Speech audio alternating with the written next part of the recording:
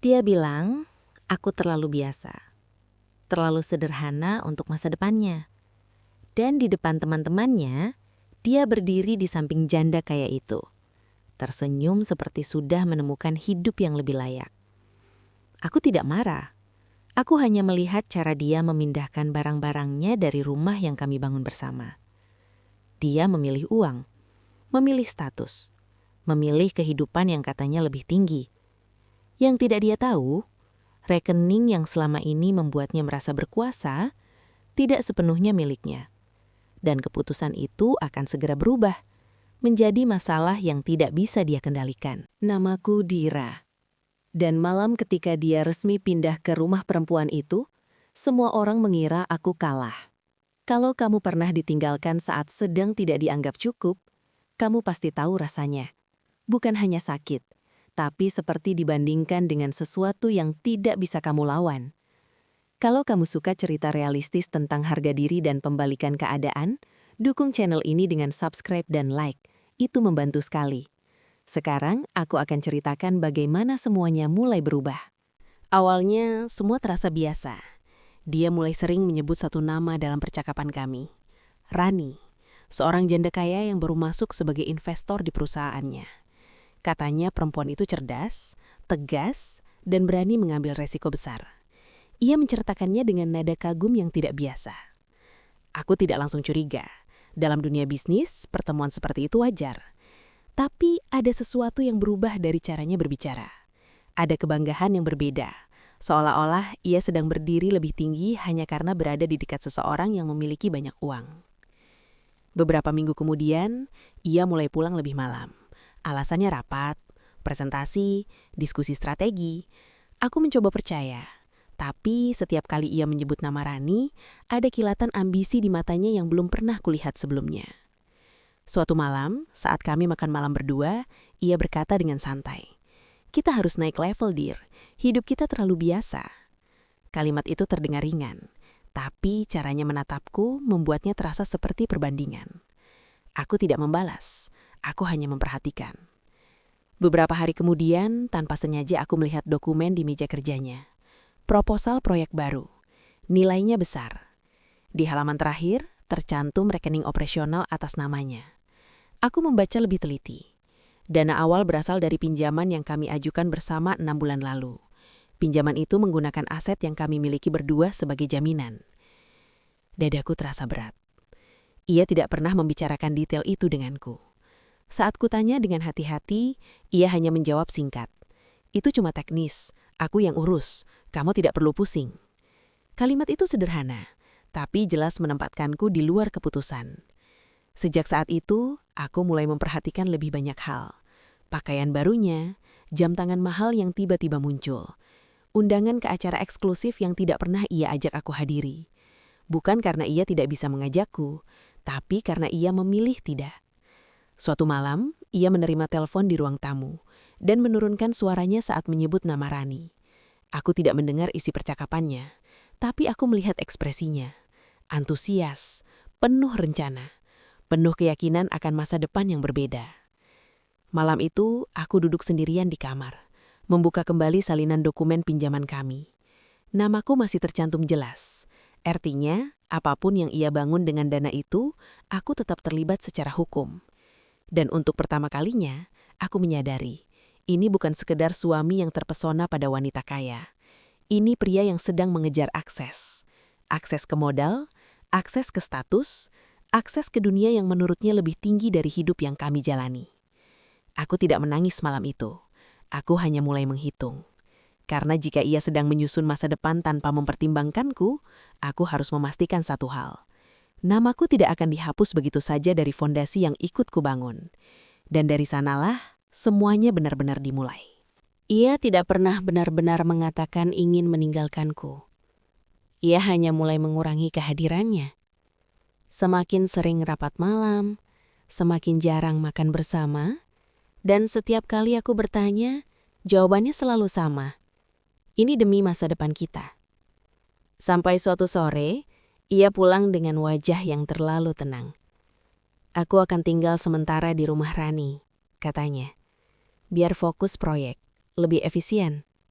Sementara. Kata yang terdengar ringan tapi jelas berarti jarak. Aku menatapnya, mencoba mencari tanda ragu di wajahnya. Tidak ada. Yang ada hanya keyakinan bahwa keputusan itu logis. "Kamu tidak masalah kan?" tanyanya. Pertanyaan itu terdengar seperti formalitas, bukan permintaan izin. Aku hanya menjawab, "Itu keputusanmu." Beberapa hari kemudian, aku melihat fotonya di media sosial. Ia berdiri di samping Rani dalam acara peluncuran proyek baru. Lampu sorot, backdrop logo perusahaan, dan senyum percaya diri yang sama seperti dulu saat ia berdiri di sampingku. Kali ini, aku tidak ada di sana. Dalam salah satu unggahan, ia diperkenalkan sebagai partner strategis Rani. Komentarnya penuh pujian. Banyak yang menyebut mereka pasangan yang serasi, meski tak satu pun menyebut statusnya sebagai suamiku. Aku membaca semuanya tanpa bereaksi. Penghinaan itu tidak dilakukan dengan kata-kata kasar. Tidak ada teriakan, tidak ada pengakuan terang-terangan. Tapi ia perlahan menghapusku dari cerita yang seharusnya kubangun bersamanya. Malam itu aku membuka kembali dokumen pinjaman yang kami tanda tangani berdua. Aku membaca setiap pasal dengan lebih teliti dari sebelumnya. Dana itu bukan hanya miliknya. Resiko itu bukan hanya tanggung jawabku. Jika proyek itu sukses, ia akan berdiri di atasnya bersama Rani. Tapi jika ada yang salah, namaku tetap ada di sana. Dan untuk pertama kalinya, aku menyadari sesuatu yang lebih dalam. Ia tidak hanya memilih janda kaya itu. Ia memilih dunia yang menurutnya lebih tinggi. Dan dalam dunia itu, aku dianggap tidak lagi cukup. Aku tidak membantah, tidak memohon, tidak memintanya kembali. Aku hanya mulai memahami posisi sebenarnya. Karena jika ia sedang membangun masa depan tanpa memperhitungkanku, maka aku harus memastikan masa depan itu tidak dibangun dengan mengorbankanku. Dan sejak malam itu, aku berhenti menjadi istri yang menunggu. Aku mulai menjadi pihak yang menghitung. Setelah ia pindah ke rumah Rani, aku berhenti memperhatikan unggahan mereka. Bukan karena tidak peduli, tapi karena aku sadar yang menentukan masa depan bukan foto atau senyum di acara peluncuran. Yang menentukan adalah angka. Aku membuka kembali semua dokumen pinjaman yang kami ajukan 6 bulan lalu. Perjanjian kredit, struktur pencairan dana, jaminan aset. Rumah yang kami tempati masih tercatat sebagai agunan bersama. Namaku ada di sana, jelas dan sah. Artinya, jika proyek itu gagal, aku tetap ikut menanggung akibatnya. Beberapa hari kemudian, aku mengecek laporan mutasi rekening proyek yang masih bisa kuakses sebagai pihak penjamin. Ada transaksi besar yang tidak pernah ia bicarakan denganku. Pembelian kendaraan baru, renovasi properti yang tidak ada dalam proposal awal, transfer ke rekening operasional lain yang tidak pernah kami sepakati. Semua terjadi setelah ia memilih tinggal di rumah Rani. Aku tidak langsung marah. Aku mencatat tanggal dan nominalnya. Aku ingin memastikan ini bukan kesalahan baca. Semakin kulihat, semakin jelas polanya. Dana digunakan lebih agresif dari rencana awal. Seolah-olah ia ingin mempercepat pertumbuhan bisnis, mungkin untuk terlihat meyakinkan di depan investor, atau di depan perempuan yang kini berdiri di sampingnya. Suatu malam, ia menelpon. "Proyek ini berkembang cepat," katanya dengan nada puas. "Rani punya jaringan luas, kita akan naik level." Kita. Aku mendengar kata itu tanpa bereaksi, karena dalam setiap keputusan yang ia ambil, aku tidak pernah lagi diajak berdiskusi. Setelah telepon itu, aku membuat janji dengan notaris yang dulu mengurus perjanjian kredit kami. Aku datang sendiri, membawa salinan dokumen dan daftar transaksi. Aku tidak menceritakan hubungan pribadinya. Aku hanya bertanya secara profesional. Jika dana digunakan di luar kesepakatan awal tanpa persetujuan dua pihak penjamin, apa konsekuensinya? Notaris itu membaca dengan teliti, lalu menjawab tenang. Bank berhak meminta klarifikasi. Jika ditemukan pelanggaran, Rekening bisa dibekukan sementara sampai audit selesai. Aku mengangguk. Dan untuk pencairan besar berikutnya, tanyaku. Secara struktur tetap membutuhkan persetujuan dua pihak karena jaminannya atas nama bersama. Jawaban itu sederhana, tapi cukup. Aku pulang dengan pemahaman yang lebih jelas tentang posisiku. Selama ini aku merasa hanya istri yang ditinggalkan demi ambisi baru, tapi secara hukum aku masih bagian dari fondasi proyek itu. Tanpa persetujuanku, langkah besar berikutnya tidak akan berjalan semulus yang ia kira. Beberapa hari setelahnya, ada transaksi besar lagi. Nilainya cukup signifikan untuk memicu notifikasi tambahan dari bank. Namaku tercantum sebagai salah satu pihak yang harus memberikan konfirmasi. Di titik itu, aku tidak lagi merasa tersisih. Aku menyadari sesuatu yang mungkin ia lupakan. Ia boleh memilih janda kaya itu. Ia boleh membangun citra baru sebagai pria sukses. Tapi ia tidak bisa menghapus namaku dari struktur yang menopang bisnisnya. Dan untuk pertama kalinya sejak semua ini bermula, aku merasa tenang. Bukan karena ingin menjatuhkannya, tapi karena aku tahu aku tidak lagi berdiri di posisi lemah. Aku berdiri di dalam sistem yang ia sendiri tanda tangani.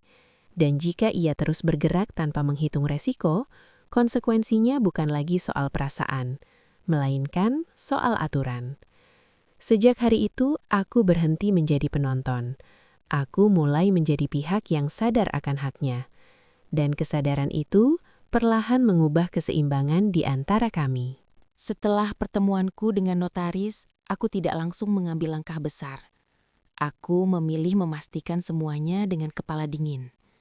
Beberapa hari berikutnya, aku terus memantau arus transaksi. Dan yang kulihat justru semakin jelas. Ada pembelian baru yang tidak tercantum dalam proposal awal. Ada transfer dalam nominal besar ke rekening operasional lain. Dan semuanya terjadi tanpa pernah ada persetujuan dariku. Aku tidak lagi mencoba menafsirkan niatnya. Angka-angka itu berbicara sendiri. Jika proyek ini terus berjalan dengan pola seperti itu, resikonya bukan hanya miliknya, tapi juga milikku sebagai penjamin.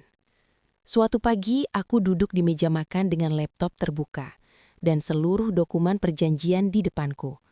Aku membaca ulang klausul tentang perubahan penggunaan dana dan kewajiban persetujuan dua pihak. Semuanya tertulis jelas, tidak ada ruang abu-abu. Jika ada penggunaan di luar kesepakatan awal, bank berhak meminta klarifikasi dan bahkan menunda pencairan berikutnya. Aku menyusun satu surat resmi yang isinya sederhana. Permintaan penjelasan tertulis atas beberapa transaksi besar dan permohonan peninjauan sesuai ketentuan perjanjian. Tidak ada nada menyerang, tidak ada sentimen pribadi, hanya bahasa formal yang netral. Kurang dari 1 jam setelah surat itu terkirim, ponselku berdering. Suaranya langsung terdengar tegang. Ia bertanya, kenapa aku membawa bank ke dalam urusan ini tanpa bicara dulu dengannya.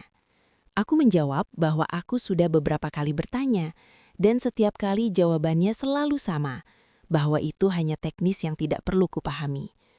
Ia mengatakan proyek ini sedang berkembang, dan tindakanku bisa mengganggu kepercayaan investor. Aku menahan nada suaraku tetap stabil dan mengatakan bahwa jika transparansi saja bisa mengganggu kepercayaan, berarti fondasinya memang belum kuat.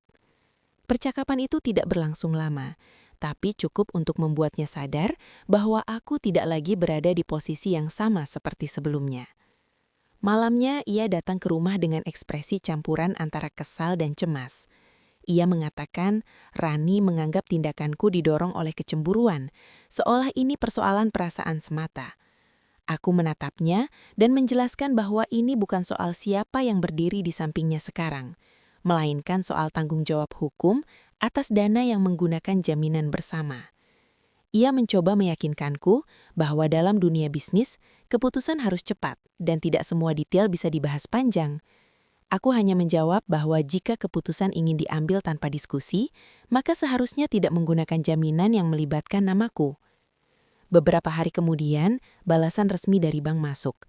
Mereka meminta dokumen pendukung atas transaksi tertentu dan menyatakan akan melakukan peninjauan sebelum menyetujui pencairan berikutnya. Belum ada pembekuan, tetapi prosesnya tidak lagi otomatis. Ia menelpon lagi dengan nada yang kali ini lebih terkendali. Ia menawarkan untuk menjelaskan semuanya dan memintaku memberikan persetujuan agar proses tidak terhambat. Aku menjawab bahwa persetujuan hanya akan kuberikan jika penggunaan dana kembali sesuai dengan kesepakatan awal. Sejak saat itu, aku merasakan perubahan yang nyata. Dulu ia selalu berbicara seolah semua kendali ada di tangannya. Sekarang ia harus mempertimbangkan posisiku dalam setiap langkah. Belum ada yang runtuh, belum ada yang benar-benar berhenti. Tetapi ritme yang ia bangun mulai melambat. Tekanan belum terlihat di permukaan, namun sudah terasa di bawahnya. Dan untuk pertama kalinya, sejak ia memilih dunia barunya, aku tidak lagi merasa tersingkir. Aku berdiri di tempat yang sah, dengan hak yang tidak bisa diabaikan, dan garis itu sudah kutarik dengan jelas. Setelah bank resmi mengirim pemberitahuan peninjauan, ritme bisnis mereka berubah dengan cara yang tidak bisa lagi disembunyikan. Tidak ada pengumuman besar, tidak ada drama terbuka, tapi pencairan dana berikutnya tertahan menunggu dokumen tambahan. Setiap transaksi besar kini memerlukan verifikasi ulang. Proyek yang sebelumnya berjalan cepat mulai melambat, dan keterlambatan itu terasa di setiap lini. Di luar, ia masih berusaha menjaga citra. Pertemuan tetap berlangsung, unggahan tetap terlihat optimis, dan senyum masih dipasang saat berdiri di samping Rani. Tapi di balik layar, suaranya saat menelponku mulai berbeda. Tidak lagi penuh keyakinan, melainkan terburu-buru dan defensif. Ia mengatakan semua ini hanya prosedur sementara dan akan selesai dalam hitungan hari. Aku mendengarkan tanpa memotong, lalu menjawab bahwa prosedur memang ada untuk memastikan semuanya berjalan sesuai aturan. Jika semuanya bersih, tidak ada yang perlu ditakutkan. Beberapa hari kemudian, kabar tentang investor yang menunda komitmen mulai terdengar. Mereka tidak mundur secara resmi, tapi memilih menunggu hasil audit internal selesai. Alasan yang digunakan sederhana, kehati-hatian. Kata yang terdengar wajar, namun cukup untuk membuat arus kas yang direncanakan tidak lagi pasti. Tanpa tambahan modal itu, beberapa rencana ekspansi harus dihentikan sementara. Ia datang ke rumah lagi suatu malam, kali ini tidak dengan amarah yang meledak-ledak. Wajahnya terlihat lelah, seolah beberapa hari terakhir menguras lebih banyak energi dari yang ia perkirakan. Ia mengatakan situasinya mulai rumit, bahwa Rani bertanya-tanya kenapa proses administrasi menjadi berbelit. Aku menjawab bahwa sejak awal, struktur pinjaman memang melibatkan dua pihak, dan selama ini hanya satu yang mengambil keputusan. Ia mencoba menawarkan kompromi, mengatakan bahwa ia bisa membuat perjanjian tambahan agar semuanya terlihat lebih rapi di atas kertas. Aku bertanya pelan, apakah yang ingin dirapikan itu dokumennya atau cara ia mengambil keputusan tanpa persetujuanku. Percakapan itu tidak berlangsung lama, tapi cukup untuk menunjukkan bahwa keseimbangan telah bergeser. Ia tidak lagi berbicara dari posisi yang sepenuhnya yakin. Setiap kalimatnya kini mengandung kekhawatiran tentang bagaimana pasar akan melihat situasi ini. Beberapa vendor mulai menanyakan kepastian pembayaran. Rencana pembelian aset baru ditunda karena rekening operasional belum sepenuhnya aktif kembali. Semua berjalan lebih lambat dari yang ia janjikan kepada para investor. Lalu notifikasi resmi itu datang. Rekening proyek dibekukan sementara sampai proses audit internal selesai. Keputusan itu formal, tertulis jelas, dan tidak menyisakan ruang interpretasi. Tidak ada transaksi besar yang bisa dilakukan sampai semuanya dinyatakan sesuai dengan perjanjian awal. Ketika ia menelponku malam itu, suaranya jauh lebih rendah dari sebelumnya. Ia mengatakan situasinya bisa berdampak besar pada reputasinya dan pada kepercayaan orang-orang yang sudah terlibat. Aku tidak merasa senang mendengarnya. Aku hanya menyadari bahwa konsekuensi akhirnya mulai berjalan sesuai mekanismenya. Ia mungkin mengira memilih perempuan kaya dengan jaringan luas akan membuat segala sesuatu menjadi lebih mudah. Tapi uang tidak menghapus tanda tangan yang sudah terlanjur terikat. Sistem tidak berpihak pada ambisi, melainkan pada aturan yang disepakati. Untuk pertama kalinya sejak semua ini dimulai, ia tidak lagi berbicara tentang naik level atau memperluas jaringan. Ia berbicara tentang risiko kehilangan segalanya. Dan di titik itu, aku tahu bahwa kendali yang dulu ia pegang dengan begitu percaya diri mulai terlepas sedikit demi sedikit. Bukan karena aku menyerangnya, melainkan karena ia sendiri mengabaikan fondasi yang menopang langkahnya. Setelah rekening proyek dibekukan sementara, situasinya tidak lagi bisa ditutup dengan senyum di depan kamera.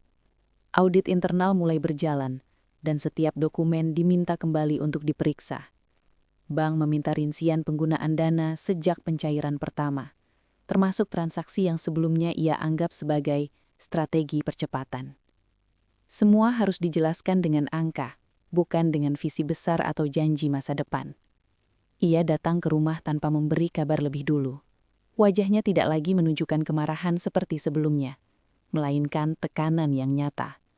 Ia duduk di ruang tamu dan langsung berkata bahwa situasi ini sudah terlalu jauh. Beberapa pembayaran tertahan, reputasinya mulai dipertanyakan, dan Rani tidak nyaman dengan kondisi yang tidak pasti. Ia mengatakan semuanya bisa selesai jika aku menarik permintaan klarifikasi dan menandatangani persetujuan tambahan agar bank membuka kembali akses rekening.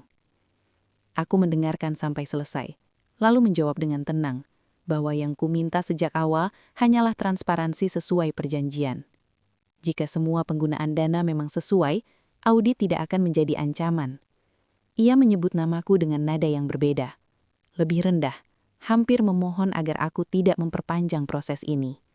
Katanya ia bisa kehilangan kepercayaan investor, kehilangan peluang besar, bahkan kehilangan posisi yang sudah susah payah ia bangun. Aku menatapnya dan mengatakan satu hal yang selama ini ia hindari. Kamu memilih membangun semua ini tanpa melibatkanku, tapi tetap menggunakan namaku sebagai jaminan. Sekarang, kamu tidak bisa meminta aku diam ketika resikonya mulai terlihat. Ia terdiam cukup lama. Untuk pertama kalinya, tidak ada pembelaan cepat atau nada tinggi. Hanya kesadaran bahwa fondasi yang ia anggap aman ternyata tidak bisa ia kendalikan sepenuhnya. Ia mencoba mengalihkan dengan mengatakan bahwa Rani sudah menginvestasikan lebih banyak dana pribadi untuk menutup kebutuhan sementara. Tapi aku tahu, tambahan modal tidak otomatis menghapus tanggung jawab awal. Beberapa hari setelah pertemuan itu, hasil sementara audit keluar. Ditemukan ketidaksesuaian antara proposal awal dan realisasi penggunaan dana pada beberapa pos besar. Bank memperpanjang pembekuan rekening sampai klarifikasi final diselesaikan. Investor yang sebelumnya menunggu mulai menarik diri secara perlahan, bukan dengan pengumuman dramatis, melainkan dengan keputusan diam-diam yang lebih menyakitkan. Ia menelponku malam itu dengan suara yang nyaris kehilangan keyakinan. Ia mengatakan situasinya semakin sulit, bahwa tekanan dari berbagai pihak datang bersamaan.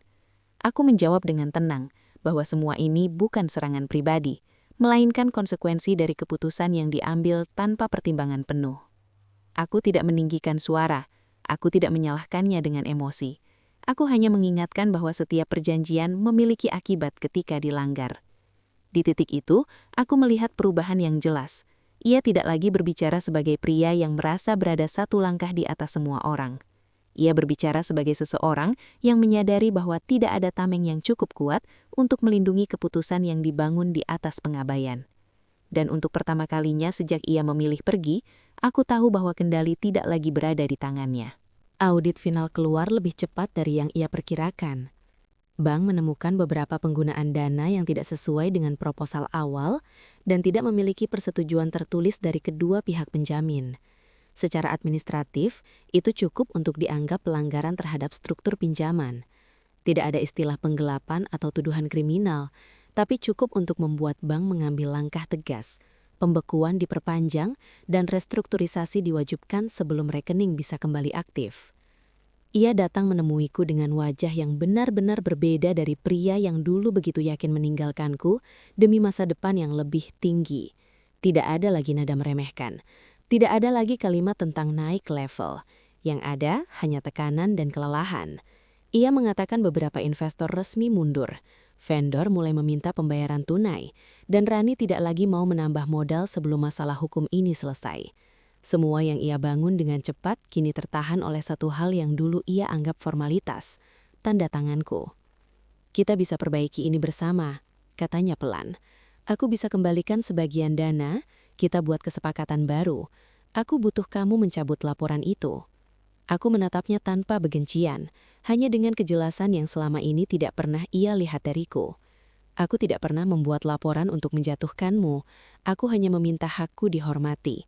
Kalau dari awal kamu melibatkanku, kita tidak akan ada di titik ini. Ia terdiam, lalu mencoba sekali lagi. Katanya semua orang bisa membuat kesalahan dalam mengambil keputusan cepat. Katanya ia hanya ingin memanfaatkan peluang yang ada. Aku mengangguk pelan dan menjawab bahwa peluang tidak pernah membatalkan tanggung jawab. Uang tambahan dari Rani tidak menghapus fakta bahwa proyek itu berdiri di atas jaminan bersama. Kalimat yang akhirnya keluar dariku bukan teriakan, bukan ancaman, tapi sesuatu yang lebih berat.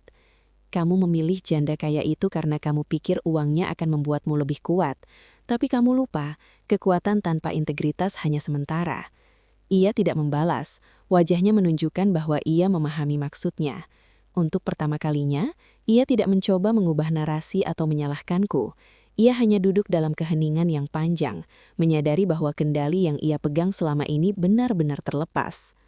Beberapa hari setelah itu, bank menyatakan proyek harus direstrukturisasi total jika ingin dilanjutkan. Tanpa akses penuh ke rekening, tanpa dukungan investor awal, dan tanpa tambahan modal dari Rani, bisnis itu praktis berhenti. Ia bukan dihancurkan oleh satu tindakan dramatis, melainkan oleh rangkaian keputusan yang tidak mempertimbangkan konsekuensi. Di titik itu, tidak ada lagi panggung, tidak ada lagi foto mewah, tidak ada lagi citra pria yang naik kelas. Yang tersisa hanya realitas bahwa setiap ambisi yang dibangun tanpa kejujuran akan pada akhirnya diuji. Dan kali ini, ujiannya datang dari sesuatu yang tidak pernah ia anggap ancaman. Aku yang berhenti diam.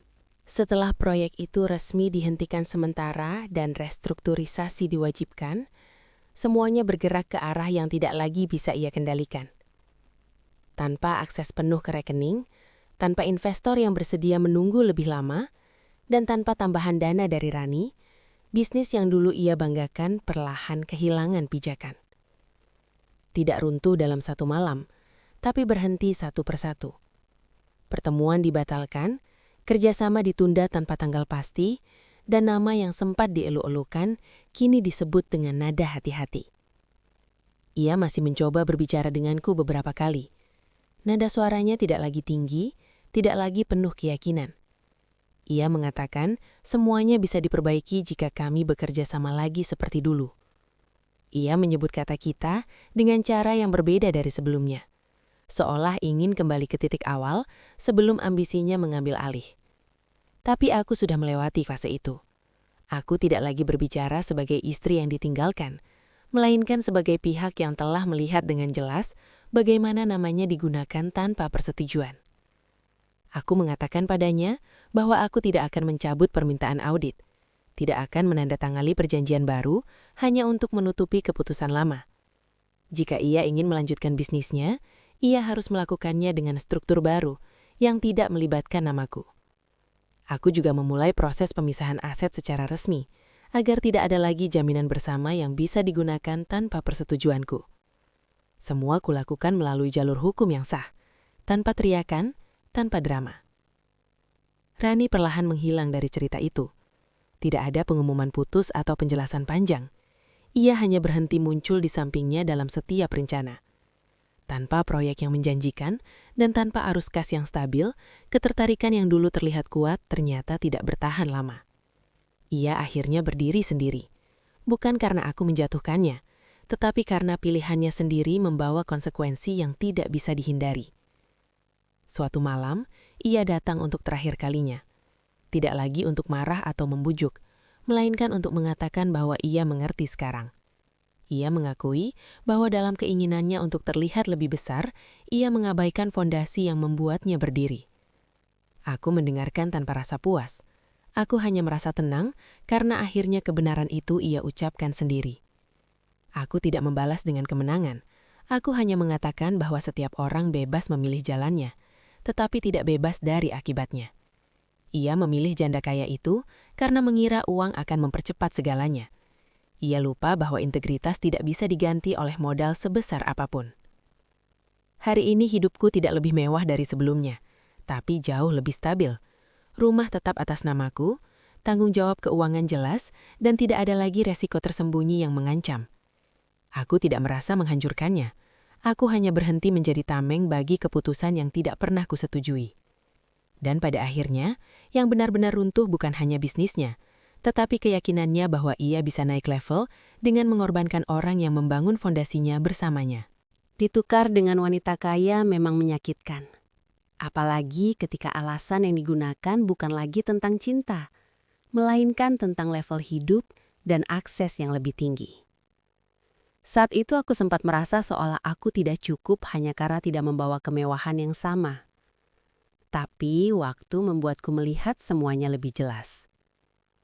Masalahnya bukan pada siapa yang lebih kaya. Masalahnya pada cara seseorang memperlakukan fondasi yang ia bangun bersama orang lain. Uang bisa membuka pintu, tapi tidak bisa menghapus tanggung jawab. Ambisi bisa mempercepat langkah, tapi tidak bisa membatalkan tanda tangan yang sudah terikat secara hukum. Aku tidak pernah berniat menghancurkannya. Aku hanya menolak ikut tenggelam karena keputusan yang tidak pernah kumiliki. Ketika aku berhenti diam dan memilih berdiri di tempat yang sah, konsekuensi berjalan dengan sendirinya. Hari ini aku hidup lebih tenang. Tidak perlu panggung, tidak perlu pengakuan. Cukup dengan kepastian bahwa namaku tidak lagi digunakan tanpa persetujuan, dan harga diriku tidak lagi dipertaruhkan demi ambisi orang lain. Ia memilih uang dan status. Aku memilih kejelasan dan integritas. Dan pada akhirnya, yang bertahan bukanlah siapa yang terlihat paling tinggi, melainkan siapa yang tetap berdiri ketika semua topeng sudah jatuh. Kalau kamu berada di posisiku, apakah kamu akan tetap diam demi menjaga citra, atau berani menarik garis sebelum semuanya terlambat?